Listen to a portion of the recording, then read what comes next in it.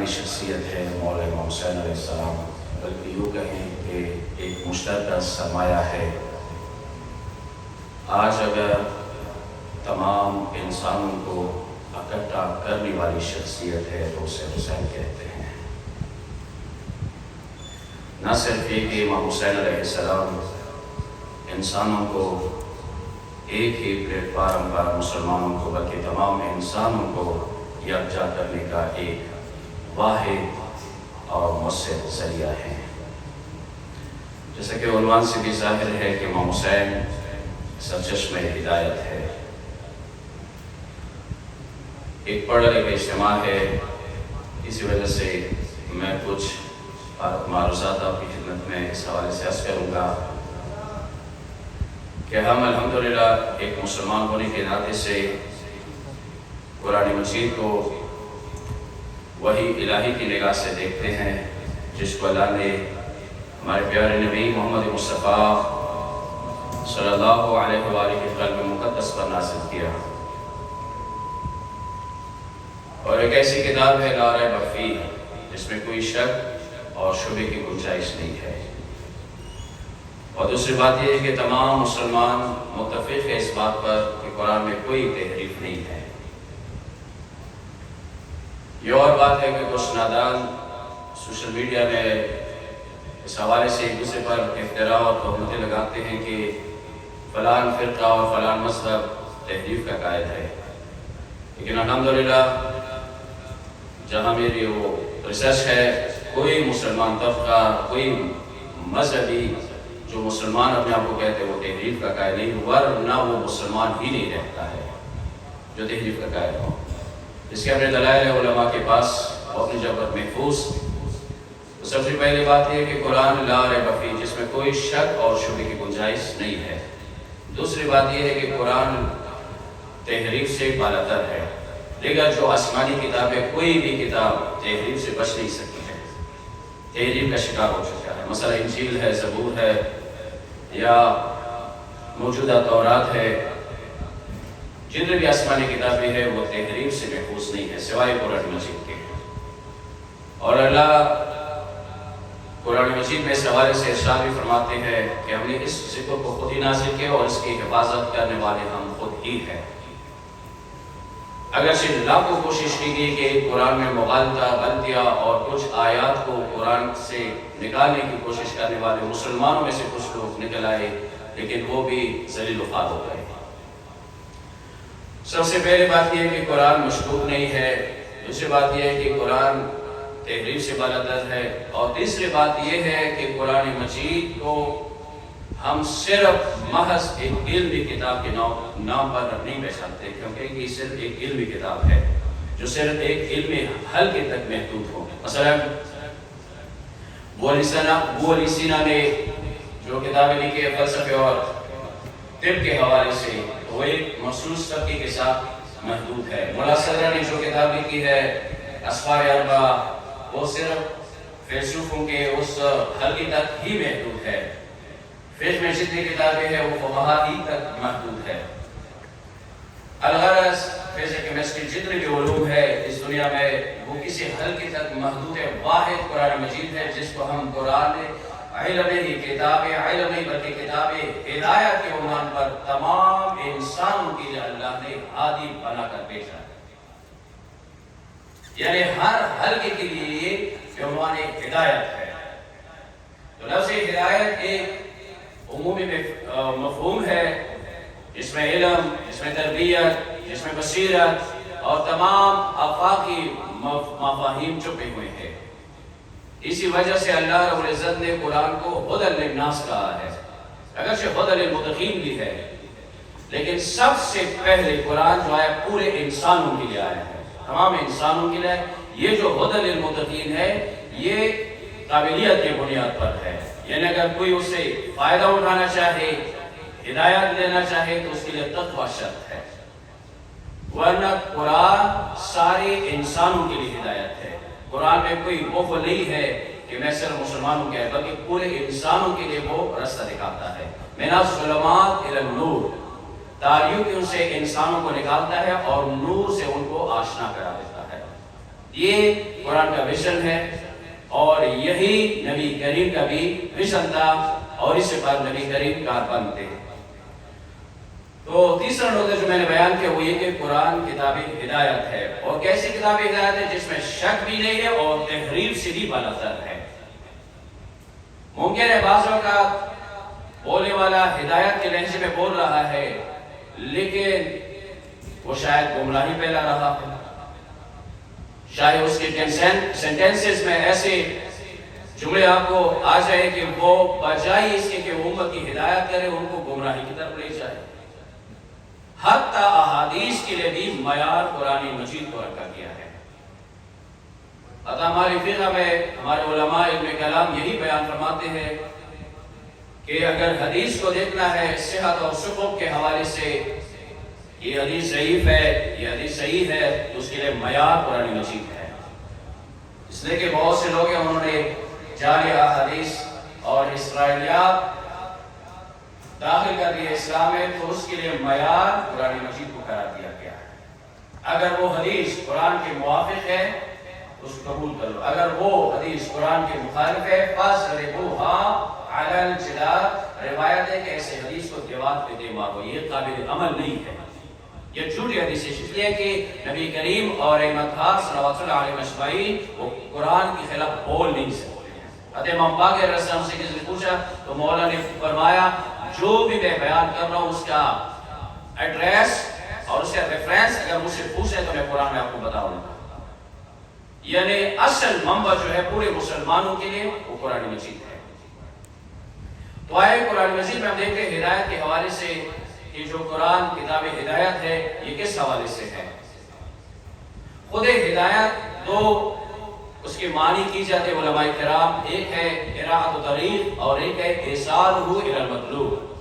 ایک دفعہ آپ کو کچھ نشانیوں سے بتایا جاتا ہے کہ آپ کو فلان جگہ پہنچنا ہے، وہ آپ کو ہاتھ سے نہیں پکڑتا ہے، کچھ اشارے آپ کو بتا دیتا ہے، یا آپ کو زبانی بتا دیتا ہے کہ آپ نے اگر فلان جانا ہے تو ایسے رسوم کو آپ نے اختیار کرنا ہے۔ ایک دفعہ آپ کو ہاتھ سے پکڑ کے اس منزل مقصود تک پہنچا دیتا ہے۔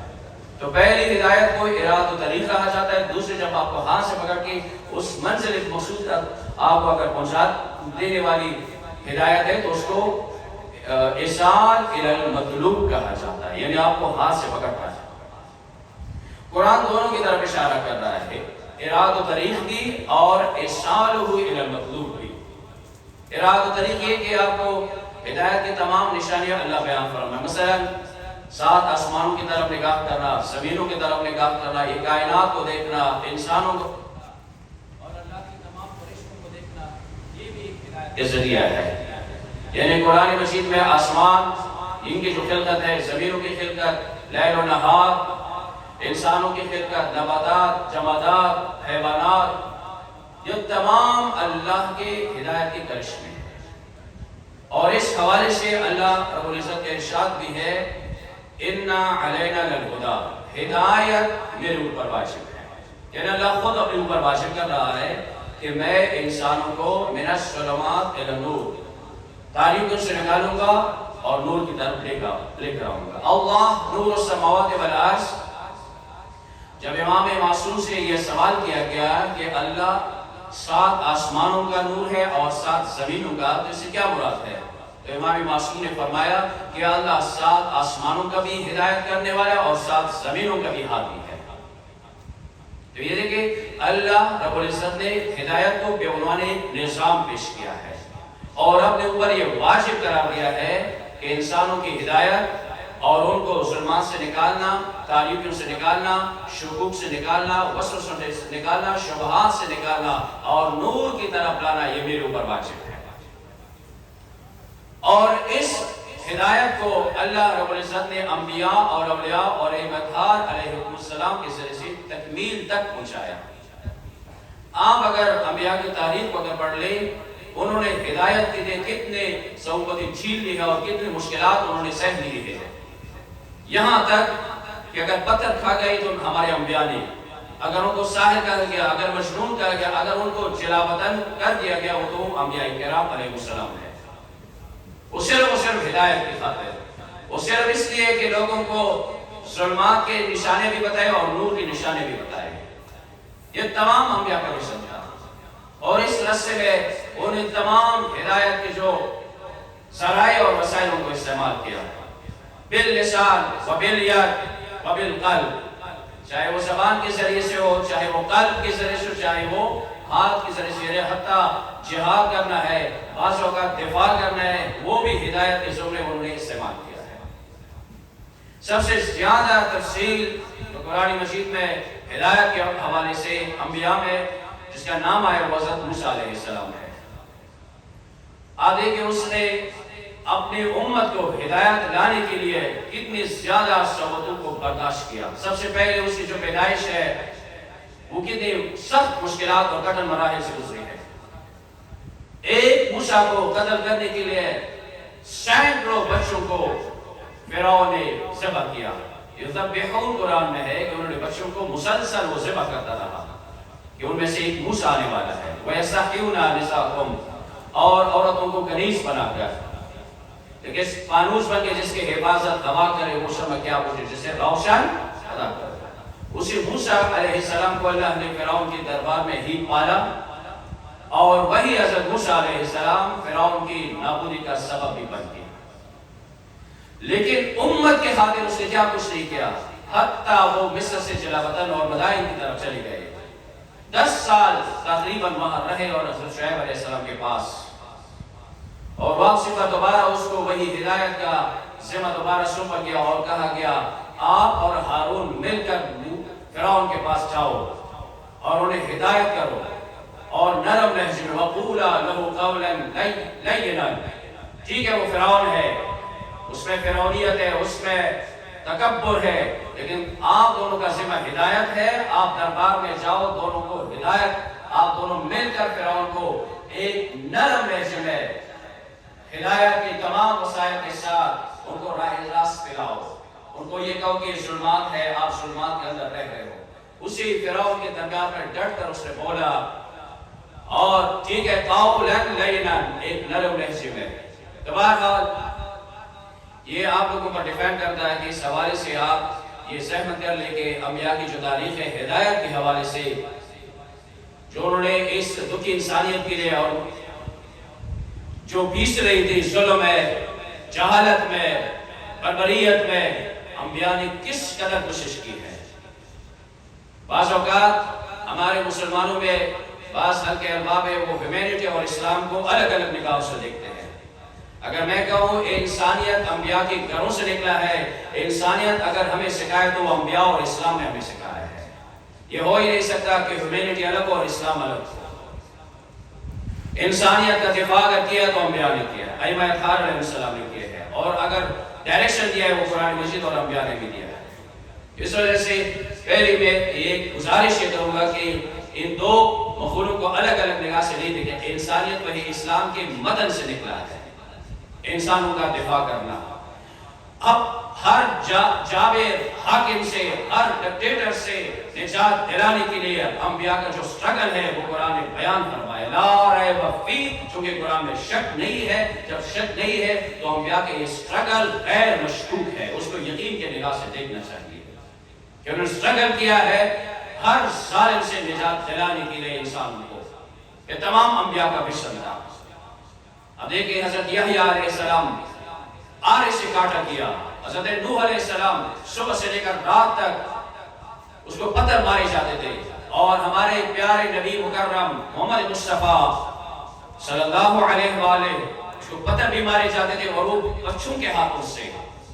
اس کی بنیادی وجہ یہ تھی کہ ان کو یہ پتا تھا کہ نبی کریم مہربان ہے, وہ بچوں سے پیار کرتے ہیں, وہ بچوں کو سلام کرتے ہیں. تو وہ ایک یا دو شکار کے عنوان سے پتھر بچوں کے ہاتھ میں پکڑا کے تاکہ نبی کو مارا بھی جائے اور نبی اپنا بدلہ بچوں سے نہ لے. یعنی دونوں طریقے وہ استعمال کر رہے تھے. اور ساتھ ساتھ نبی کریم کو مجنون اور ساحر کہا گیا, حتیٰ یہاں تک کہ نبی کریم صلی اللہ علیہ وسلم کو مکہ سے خارج کیا گیا, جلا وطن قرار دیا گیا. رات رات وہ مکے سے نکلے.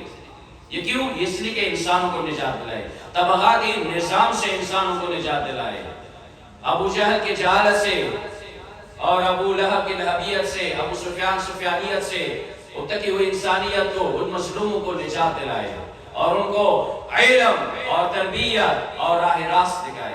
وَيُعَلِّمُهُمُ الْكِتَابَ وَالْحِکْمَةَ، نبی کا ویژن یہ ہے کہ ان کو جہالت سے نکالے، ان کے ہاتھ میں قلم پکڑائے اور ان کو علم سکھائے. یہ ہے ویژن نبی. اور یہ شیوخ عرب اس وجہ سے مخالف تھے کہ ان کے جو طبقاتی نظام تھا، سسٹم تھا، اس کے لیے نبی کریم کے انہوں نے ایک مزاحمت بن کر سامنے آئے. ورنہ یہ بھی کہا جاتا ہے کہ مکہ میں حنفاء کا ایک گروہ بھی موجود ہے جو عباد کے نام سے پہچانے جاتے تھے، عبادت کرتے تھے، لیکن ان کو طبقاتی نظام سے کوئی سروکار نہیں تھا. لیکن نبی کریم صرف مسجد تک محدود نہیں رہے، صرف سجدے تک محدود نہیں رہے، وہ ہر ظالم اور جابر کے ساتھ لڑے ہیں اور ڈٹ کر لڑے ہیں. اور اس راستے میں اس نے تمام صعوبتوں کو جھیل لیا ہے، چاہے وہ تہمت ہو، چاہے وہ زبانی تہمت ہو، زبانی اذیت ہو، روحانی اذیت ہو، جسمانی اذیت ہو، چاہے مکے کو چھوڑنا ہی کیوں نہ پڑے. نبی کریم نے تمام اذیتوں کو یہ چھیل لیا ہے اور سہ لیا ہے. اور حتیٰ قرآن کریم نے نبی کریم کو حریص کے نام سے پیش کیا ہے کہ نبی آپ بڑے حریص ہیں ان لوگوں کے حوالے سے، یہ مومن کیوں نہیں ہوتے ہیں. لعل باخع نفسک، آپ اس قدر حریص ہیں، آپ اس قدر ان انسانوں کے لیے آپ کا دل دکھتا ہے، یہ مسلمان کیوں نہیں ہوتے، یہ جہنم سے کیوں نہیں نکلتے ہیں، یہ ظلمات سے کیوں نہیں نکلتے، یہ جہالت سے کیوں نہیں نکلتے ہیں، یہ وحشی پن سے کیوں نہیں نکلتے ہیں. لعل باخع نفسک، شاید تمہاری جان چلی نہ جائے، تمہاری روح پرواز نہ کر جائے. آپ اس قدر کیوں حرص کی طرف گئے ہیں؟ چونکہ ایک حرص علی المال ہے جو ایک مسموم نکتہ ہے، منفی نکتہ ہے. ایک حرص علی العلم ہے، حرص علی الہدایت ہے، حرص علی الجہاد ہے. نبی کریم مسلمانوں کے حوالے سے، انسانوں کے حوالے سے اس وجہ سے حریص تھے کہ یہ جہنم کی طرف کیوں جا رہے ہیں. اور حتیٰ نبی کریم کے بارے میں یہ بھی بتایا جاتا ہے قرآن مجید میں، کنتم علی شفا حفرۃ من النار، آپ لب جہنم کی طرف گئے تھے. فانقذکم من النار، یہ نبی کریم ہے جس نے آپ کو جہنم سے نکالا ہے. دیکھیں یہ اچھا پوائنٹ ہے جو میں نے پہلے بھی بیان کیا ہے. ہدایت دو طریقوں سے، ایک کچھ علائم آپ کو بیان کی جاتے ہیں، اور کچھ ہدایت اس طرح ہوتا ہے کہ آپ کو ہاتھ سے پکڑ کر. نبی کریم صرف ڈائریکشن نہیں دے رہے تھے، کچھ ایک لیکچر نہیں دے رہا تھا، وہ ارسال ہوئی الی المطلوب، کچھ لوگوں کو ہاتھ سے پکڑ کر جہنم سے نکال رہے تھے، ہاتھ سے پکڑ کر ان کو ظلمات سے نکال رہے تھے. انقذکم، ان کو نکال رہے تھے، ان کو بچا رہے تھے. اور نبی کریم خونی دل کھا رہے تھے ان لوگوں کے لیے. اور کتنے لوگوں کو اس نے نجات دلایا. بلال حبشی کو دیکھو، اس طبقاتی نظام سے نجات دلایا اور اس کو آزادی کا سرٹیفکیٹ بھی ملا گیا. اور یہ ثابت کیا گیا کہ اسلام غلامانہ نظام کا بھی خلاف ہے. اگر غلامانہ نظام کے ساتھ لڑا ہے تو نبی کریم اور اسلام لڑا ہے. اور یہ تفکر نبی کریم نے روز اول ہمیں دیا ہے کہ اسلام میں غلامی کا کوئی تصور نہیں ہے. یہ اور بات ہے کہ مغرب کی پروپیگنڈے ہے، اس پر بھی ہمیں چاہیے کہ تاریخ کو دقت کے سامنے پڑھنا چاہیے کہ نبی کریم نے کس قدر کوشش کی. حتیٰ ایک بندہ اس کے پاس آ جاتا ہے اور نبی کریم سے یہ پوچھتا ہے کہ میں نے جنت جانا ہے، کوئی راستہ مجھے بتائے.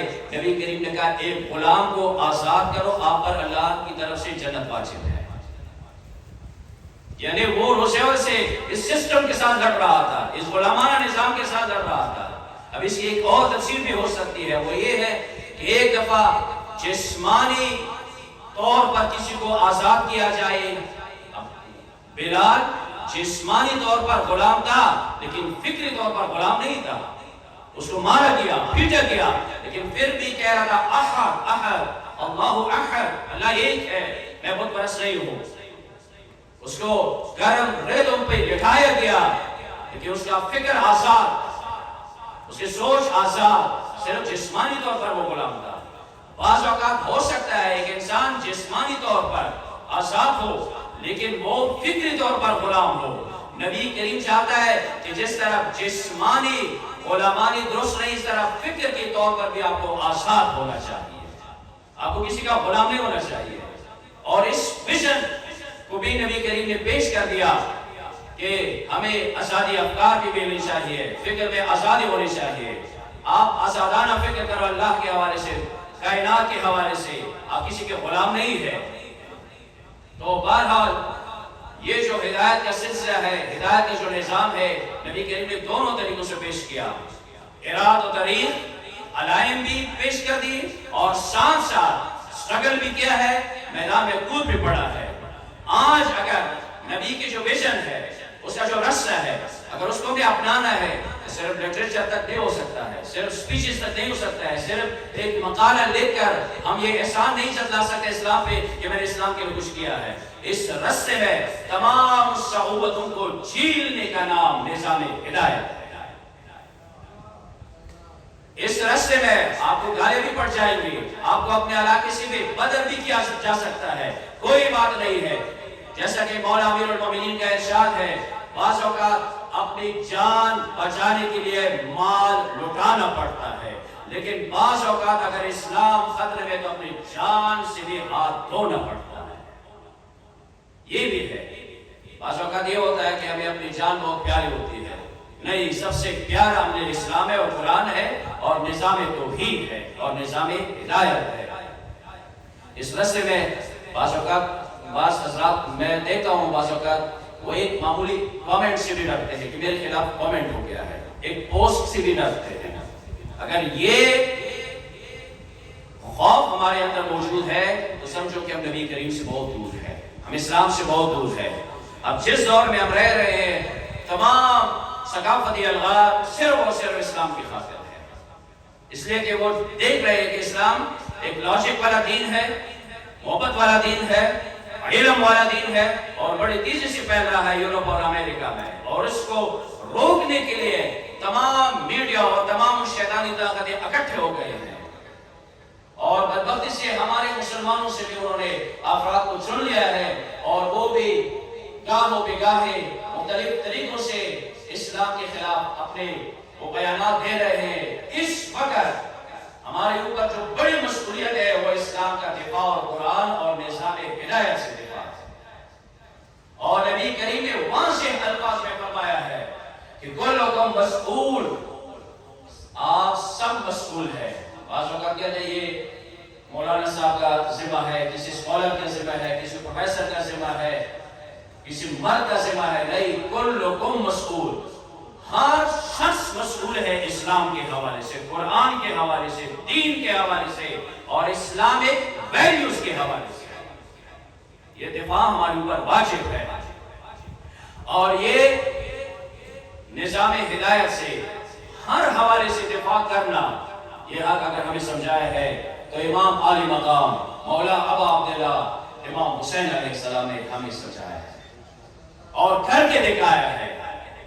اور یہی وجہ ہے کہ نبی کریم نے اس عظیم اعزاز سے اگر نوازا ہے تو مولا حسین کو نوازا ہے. حسین منی وانا من حسین یا وانا من الحسین. اب اس کا ایک معنی ایران کے مشہور اسکالر ڈاکٹر رحیم پور ازہری اس طرح کرتے ہیں.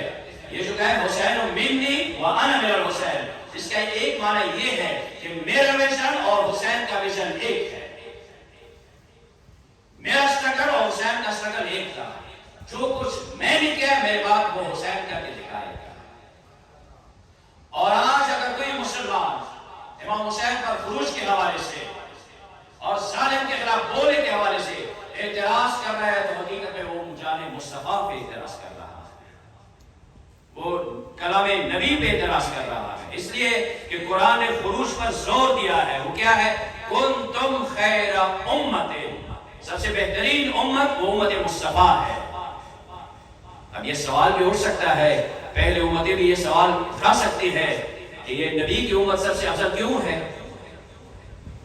بلا ترجیح ہو ہی نہیں سکتا ہے. اس لیے کہ لاجک کا ایک فارمولہ ہے، کسی کو ترجیح دینا ترجیحات کے بغیر یہ عقلاً مذموم عمل ہے. اب امت مصطفیٰ کو یہ ترجیح کیوں ملی ہے؟ کنتم خیر امت، آپ بہترین امت ہے. کب؟ اس وقت جب تخرجون، جب آپ خروج کر لے، جب آپ گھروں سے نکلے، آپ خروج کریں کس چیز کے لیے؟ اپنے ذات کے لیے، اپنے شہرت کے لیے، اپنے اقتدار کے لیے نہیں،